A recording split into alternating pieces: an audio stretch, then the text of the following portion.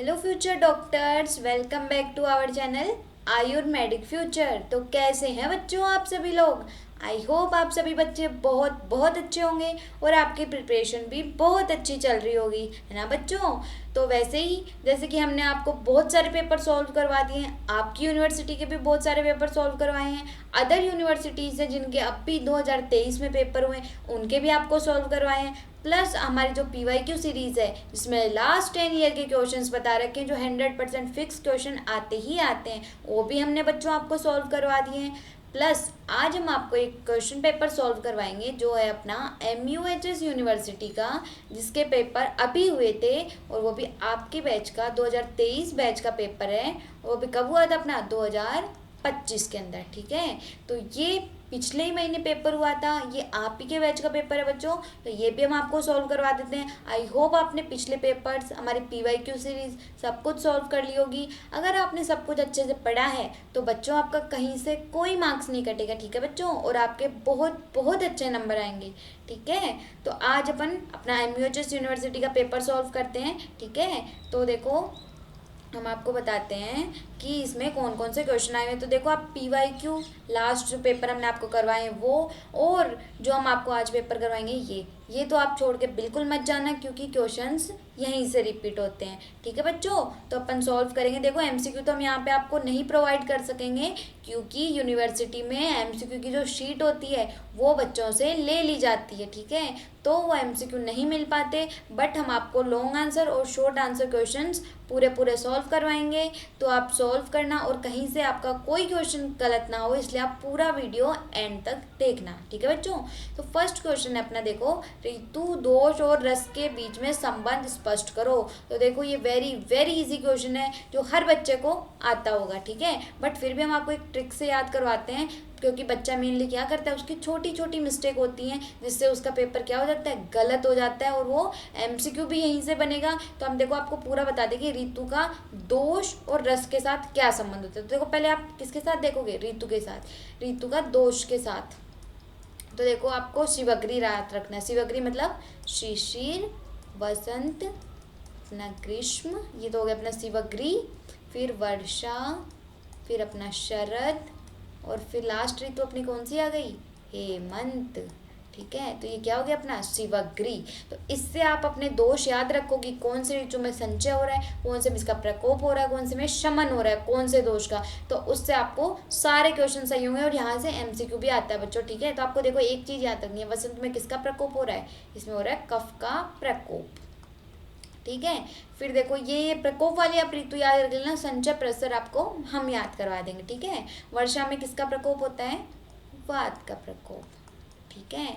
और शरद में किसका प्रकोप होता है, पित्त का प्रकोप। तो देखो आपने प्रकोप वाली ऋतु याद कर ली। अब इसकी जो ऊपर वाली ऋतु होती है उसमें उसी का संचय कर देना, नीचे वाले में उसका शमन कर देना, और आपके सारे क्वेश्चन के आंसर सही हो जाएंगे। तो देखो इसमें कफ का प्रकोप हो रहा है, ऊपर वाली ऋतु में आप क्या कर दोगे, कफ का संचय, ठीक है। इसमें क्या कर दिया आपने, कफ का संचय। नीचे वाली जो ग्रीष्म ऋतु है इसमें आपने क्या कर दिया, कफ का शमन, ठीक है। तो ये हो गया आपका। अब देखो वर्षा में वात का प्रकोप हो रहा है, तो वात के ऊपर वाली ऋतु, वर्षा के ऊपर वाली ऋतु कौन सी है, ग्रीष्म ऋतु। तो इसमें क्या हो जाएगा, वात का संचय। नीचे वाली में वर्षा के नीचे कौन सी है, शरद। तो इसमें वित्त का क्या हो जाएगा, वात का क्या हो जाएगा, शमन, ठीक है।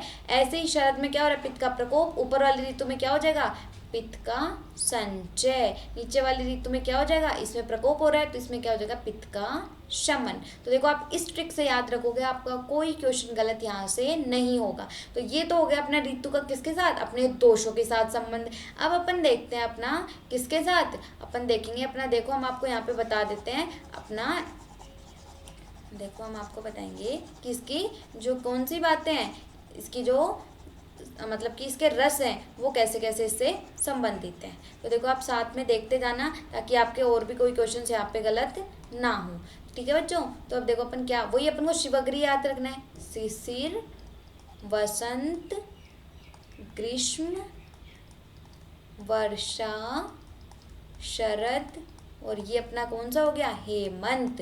ठीक है, तो अपन इसमें पहले अपन ने वही शिवगरी के अंदर अपन ने क्या देख लिया था, अपन ने पहले शिवगरी के अंदर अपने दोष देख लिए थे, उनका संचय, प्रकोप और शमन, वो भी एक ट्रिक से। अब नेक्स्ट ट्रिक से अपन इसी शिवगरी से क्या देख लेंगे, रस। तो देखो ग्रीष्म है, ऐसे याद रखना, अपन बोलते हैं ना मधुर अमल लवण कटु तिक्त कषाय, तो यहाँ से शुरू करना। देखो यहाँ से क्या आ जाएगा, अपना नीचे से शुरू करना, हेमंत में क्या आ जाएगा अपना मधुर रस। ठीक है, अब ऊपर वाली देखो शिशिर वसंत ग्रीष्म ये अलग ऋतु है आदन काल की, फिर अपने विसर्ग काल की, तो मधुर, फिर ऊपर से वर्षा में अम्ल, और शरद में अपना क्या आ गया, लवण रस। ये वाले रस क्या होते हैं, प्रधान। वैसे इसमें ग्रीष्म में क्या आ जाएगा अपना कटु, फिर ऊपर से तिक्त, और ये अपना कषाय। तो इस ट्रिक से अगर आप याद रखोगे तो आपका क्वेश्चन कहीं से गलत नहीं होगा। जैसे अपन याद रखें शिवगरी, फिर इन दो ऋतु को बांट लिया, आदान काल की विसर्ग काल की, फिर नीचे से मधुर, फिर अम्ल और लवण, फिर नीचे से फिर कटु, फिर तिक्त और कषाय। तो ऐसे आप ऋतु और दोष का ट्रिक के साथ आप कभी नहीं बोलोगे, ऐसे आप इसका संबंध स्पष्ट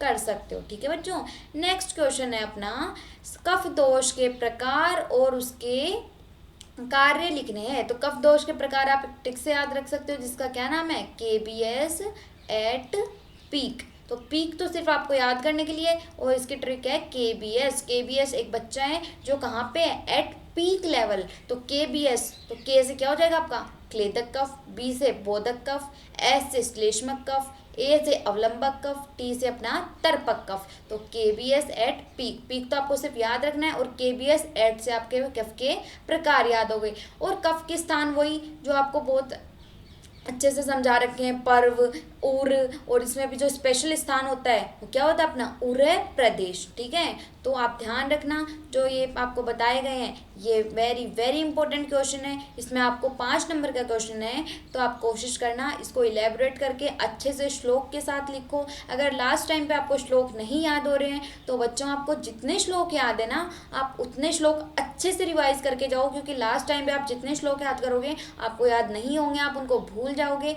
इससे अच्छा है आप जितने श्लोक आपने याद कर रखे हैं उनको अच्छे से याद करो, और उनको अंडरलाइन करके हाईलाइट करके आओ, उसको ब्रैकेट में बंद करो, उस पर तारे सितारे लगाओ, कुछ भी करो, बट एग्जामिनर का वो पॉइंट ऑफ अट्रैक्शन बनना चाहिए, ताकि उसको लगे कि बच्चे को श्लोक आता है। ठीक है बच्चों, तो उसके प्रकार और उसका स्थान लिखना है। फिर वाद दोष के 6 वृद्धि के लक्षण। देखो 6 वृद्धि वाला चैप्टर अपना वेरी इंपॉर्टेंट है। तो वाद दोष की 6 वृद्धि, वही वाद दोष का अगर 6 हो गया तो आप क्या हो गए, आपकी चेष्टाएं अल्प हो जाएंगी, मतलब आपको कोई भी काम करने की इच्छा नहीं होगी, आपकी हर्षता मतलब कि प्रसन्नता वगैरह ये सब क्या हो जाएंगी, कम हो जाएंगी। ये हमने आपको 6 वृद्धि को जो चैप्टर पढ़ाया है वीडियो उसमें बहुत अच्छे से पढ़ा रखा है, ट्रिक के साथ याद करवा रखा है, तो वहाँ पे जाके आप ये देख सकते हो। वृद्धि से वही कि वात की वृद्धि होने से क्या हो जाता है, अपन वही रुक्ष शीत आहार विहार खाएंगे जो वात के गुणों वाला है, तो उससे अपने क्या हो जाएगा, विबंध हो जाएगा, कृष्ण अपना रंग हो जाएगा, काश्चर्य मतलब कि कृष्णता आ जाएगी। तो यही चीज़ें इसमें आपको बतानी है। ठीक है बच्चों, और आपको और अच्छे से देखना है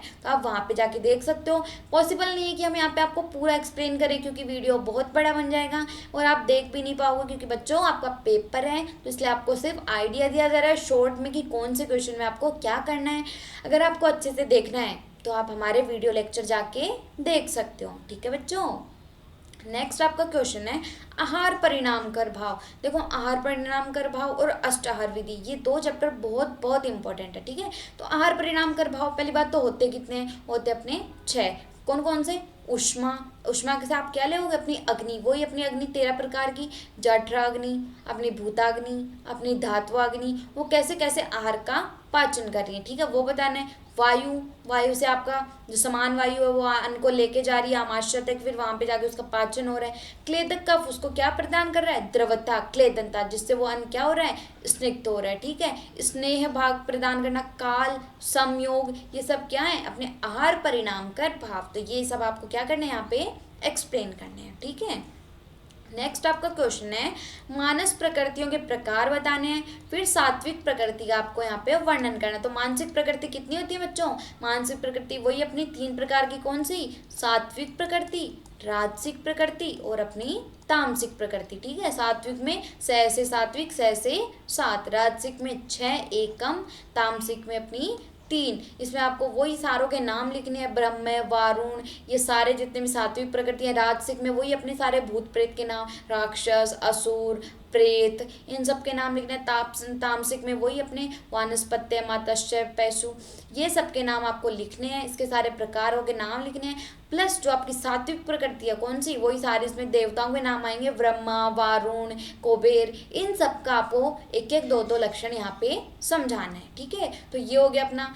नेक्स्ट अपना क्वेश्चन है कि describe lung volume and lung capacities. तो देखो ये क्वेश्चन वेरी इजी क्वेश्चन है, जो अपन ने 12th में भी, नीट के टाइम पे भी बहुत अच्छे से पढ़ रखा है कि लंग वॉल्यूम कौन से होते हैं। वही IRV, ERV मतलब inspiratory reserve volume, expiratory reserve volume, वही अपनी टाइडल वॉल्यूम, ये सब आपको यहाँ पे लिखनी है। प्लस इनकी क्या लिखनी है, वैल्यूज लिखनी है। ठीक है, फिर lung capacity, TLC, total lung capacity, IRTC, ये सब कुछ आपको यहाँ पे लिखनी है। प्लस इनकी वैल्यू लिखना बच्चों, और बताना कि IRV के अंदर कौन कौन सी चीज़ें आ रही हैं। ठीक है, फिर नेक्स्ट अपना विटामिन बी और उसके फंक्शन। देखो विटामिन वाला जो चैप्टर है ना, वो वेरी वेरी इंपॉर्टेंट है, MCQ में भी उससे क्वेश्चन आता है। प्लस 5 नंबर में इस बार देखो इसने विटामिन बी पूछा है, ये आपको विटामिन सी पूछ सकता है, विटामिन डी पूछ सकता है, विटामिन ए पूछ सकता है, कोई सा भी एक विटामिन ये आपसे पूछ सकता है। ठीक है बच्चों, तो इसने पूछा है types of vitamin B. Vitamin B कितने टाइप का होता है, अपन बोलते हैं ना vitamin 1, vitamin 3, vitamin 2, vitamin B12, ये सारे आपको बताने हैं। B1, B2, B3, B12, वही थायमीन, राइबोफ्लाविन, पायरोडियोक्सिन, इन सब के बारे में इसके टाइप्स आपको बताने हैं। प्लस उन सब के आपको फंक्शंस लिखने हैं कि कौन से विटामिन के क्या क्या फंक्शन है। ठीक है बच्चों, जैसे कि अपन बोलते हैं ना विटामिन ये होता है कार्बोहाइड्रेट, प्रोटीन, इन सब का क्या करता है, मेटाबॉलिज्म करता है, अपने को स्ट्रेंथ प्रोवाइड करता है। इन सब के बारे में इसके सबके फंक्शन, हर एक विटामिन B1 का, विटामिन 12 का, विटामिन C का, सबका इनका फंक्शन अलग अलग होता है। तो इसमें विटामिन बी के अंदर जितने भी इसके टाइप्स हैं उन सब के फंक्शन आपको अलग अलग समझाने हैं। ठीक है, नेक्स्ट अपना क्वेश्चन है राइट फंक्शन ऑफ हाइपोथैलेमस। जो अपना हाइपोथैलेमस है उसके आपको क्या लिखना है, फंक्शन लिखने हैं। तो देखो यहाँ पे इसने आपको हाइपोथैलेमस का पूछा है, ये मिड ब्रेन का पूछ सकता है, सेरेब्रम का पूछ सकता है, किसी और चीज़ का भी आपसे पूछ सकता है। तो इसलिए फिजियोलॉजी के अंदर फंक्शंस वेरी इंपॉर्टेंट है। तो आप इसके फंक्शन लिखोगे तो कैसे लिखोगे, इसका फंक्शन होता है होम्योस्टेसिस, मतलब कि जो अपना इंटरनल इन्वायरमेंट होता है, टेम्परेचर होता है, उसको क्या करना, मेंटेन करना। ठीक है, स्टेबल इंटरनल इन्वायरमेंट, जो अपनी बॉडी का इंटरनल इन्वायरमेंट होता है उसको स्टेबलाइज करना। हंगर का, थर्स्ट का, ये जो भी अपने अंदर रिफ्लेक्स होते हैं इन सबको मेंटेन करना। जो अपनी पूरी स्लीप और अवेक साइकिल होती है उसको मेंटेन करना कि अपन कब जागते हैं कब सोते हैं।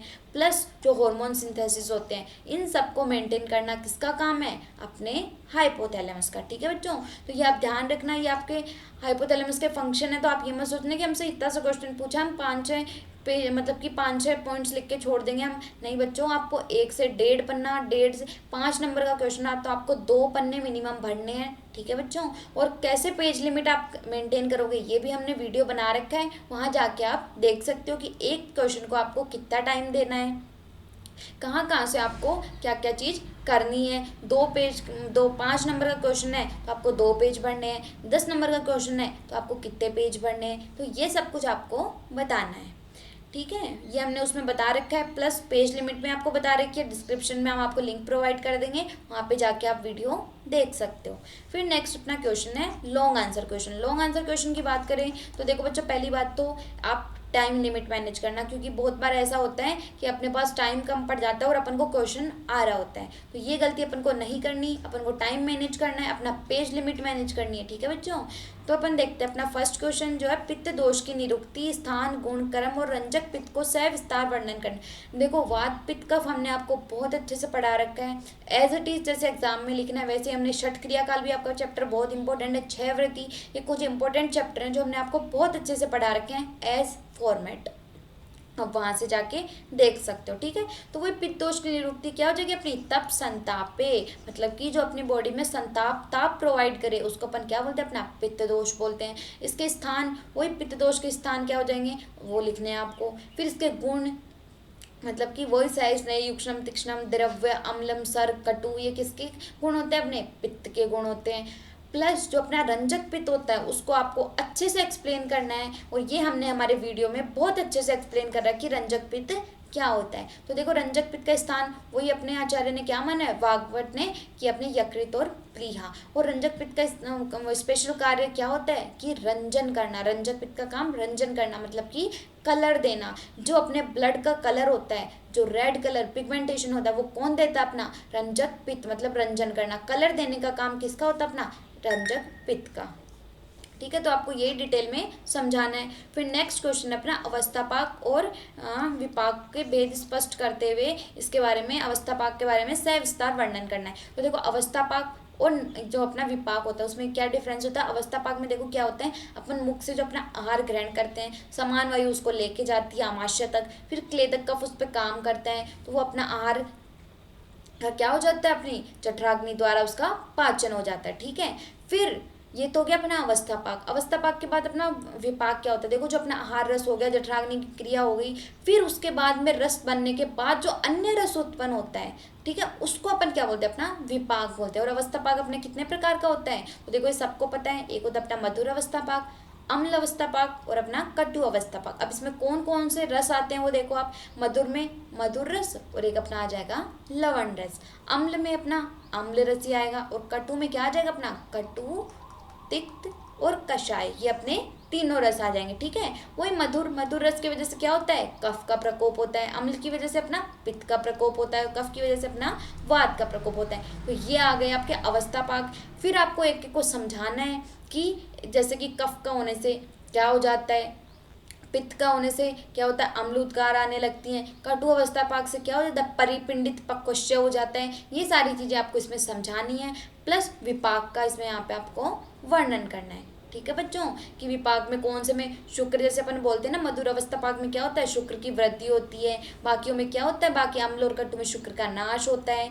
मधुर वाला और अम्ल वाला होता है वो मलमूत्र की प्रवृत्ति अच्छे से करता है, और कटु वाला उसको क्या कर देता है, बद्ध कर देता है, मतलब कि कॉन्स्टिपेशन कर देता है। तो ये सारा इसमें आपको समझाना है। फिर नेक्स्ट क्वेश्चन अपन देखते हैं कि composition of gastric juice and प्रोसेसन of digestion in stomach. कि कंपोजिशन गैस्ट्रिक जूस जो अपना होता है उसके अंदर क्या क्या होता है। तो देखो गैस्ट्रिक जूस के अंदर अपने वाटर भी होगा, एंजाइम भी होगा, अपना HCl भी होगा, और भी बहुत सारे कंपोनेंट्स होंगे जो क्या होंगे, अपने फूड को डाइजेस्ट करने में हेल्प करेंगे। तो ये हो गए इसके component of gastric juice. Gastric juice में बहुत सारी चीज़ें होती हैं, वो सब कुछ यहाँ पे आपको लिखनी है। 10 नंबर का क्वेश्चन है, आपको 4 पेजेस मिनिमम भरने हैं। 4 पेज मतलब कि आगे पीछे 2 पेज। ठीक है, फिर इसमें आपको पूरी प्रोसेस समझानी है कि अपने स्टमक के अंदर डाइजेशन की पूरी प्रोसेस कैसे होती है, कैसे काइम से काइल बनता है, काइल से आगे की प्रोसेस होती है, अपना फूड ईसोफेगस के द्वारा आता है, फिर स्टमक में कितनी देर तक ठहरता है, उसमें कौन कौन से पेरिस्टलिक में मूवमेंट होते हैं। ठीक है, फिर उस पर कौन कौन से एंजाइम्स एक्ट करते हैं, और कैसे अपना कार्बोहाइड्रेट, प्रोटीन, फैट, इन सब का मेटाबॉलिज्म होता है। ये सब कुछ आपको यहाँ पे समझाना है। ठीक है बच्चों, नेक्स्ट अपना क्वेश्चन है डिस्क्राइब एड्रेनल ग्लैंड हार्मोन और उसके function, hypo and hyper secretion in detail. तो देखो ग्लैंड, आप देखो क्रिया शरीर में मतलब कि अपने फिजियोलॉजी में और एनाटोमी में क्या कोशिश करना कि मैक्सिमम आप जो चीज़ें होती हैं उनको फ्लो चार्ट में, और जहाँ पे डायग्राम की नीड होती है तो डायग्राम से समझाओ, क्योंकि एग्जामिनर क्या चाहता है कि आप नीट एंड क्लीन डायग्राम से और फ्लो चार्ट से जितना समझाओगे आपको एग्जामिनर उतने ही अच्छे नंबर देगा। ठीक है बच्चों, तो कोशिश करना कि आप हर चीज़ डायग्राम से और जो जहाँ नीड है फ्लो चार्ट से समझाने की कोशिश करो। तो एग्जामिनर ग्लैंड बोला है तो आप कोशिश करना कि इसमें ग्लैंड बनाओ। अगर एनाटॉमी की बात करें तो बोन दिए तो बोन का डायग्राम बनाओ, ग्लैंड का डायग्राम बनाओ, और आपके जॉइंट है उसका डायग्राम बनाओ। ठीक है, तो जहाँ डायग्राम की नीड है डायग्राम बनाओ, और कोशिश करो कि उसको क्वेश्चन को निबंध फॉर्म में ना लिख के पॉइंट्स में लिखो, प्लस उसको स्टार मार्क करो, हाईलाइट करो। ठीक है, और डायग्राम में लिखो प्लस फ्लो चार्ट में लिखो। तो देखो एड्रेनल ग्लैंड किस में होता है, अपने 2 पार्ट्स में होता है, एड्रेनल कॉर्टेक्स, अपना एड्रेनल मेडुला। कौन कौन से हार्मोन सिक्रेट करता है एड्रेनल कॉर्टेक्स जो होता है वो अपने ग्लूकोकॉर्टिकॉइड्स मतलब अपना कोर्टिसोल, फिर अपना मिनरलोकॉर्टिकॉइड्स को करता है मतलब कि अपना एंडोस्टेरोन हार्मोन।